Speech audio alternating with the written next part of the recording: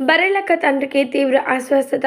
హుటాహుటిన హాస్పిటల్కి చేరుకున్న కేటీఆర్ గారు మాత్రం బర్రెలక్క యొక్క తండ్రి విషాదం తెలుసుకొని ఎంతగానో ఆవేదన వ్యక్తం చేశారట. వెంటనే ఏమాత్రం ఆలస్యం చేయకుండా తన పనులన్నీ కూడా పక్కన పెట్టి హుటాహుటిన బర్రెలక్క యొక్క తండ్రి దగ్గరికి చేరుకున్నారట. మరి దీనికి సంబంధించిన అన్ని విషయాలు కూడా ఇప్పుడు మాత్రం నెట్టింట ఎంతగానో వైరల్గా మారుతూ ఉన్నాయి. బర్రెలక్క అలియా శిరీష కొల్లాపూర్ నియోజకవర్గం నుంచి ఆమె ఎమ్మెల్యేగా పోటీ చేసినప్పటికీ 5,598 ఓట్లతో తను ఓటమి పాలైంది.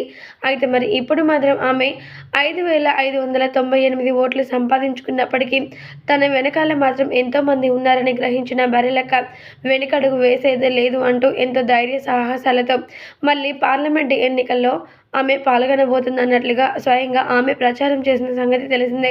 అయితే మరి ఇదంతా కూడా పక్కన పెడితే ఇప్పుడు మాత్రం బర్రెలక్క యొక్క తండ్రికి తీవ్ర అస్వస్థత అయిందట. అందుకోసమని ఆయనని హాస్పిటల్లో చేర్పించారట. మరి ఈ విషయం తెలుసుకున్న కేటీఆర్ గారు వెంటనే బర్రెలక్క తండ్రిని చూడడానికి హుటాహుటిన హాస్పిటల్కి చేరుకున్నారట.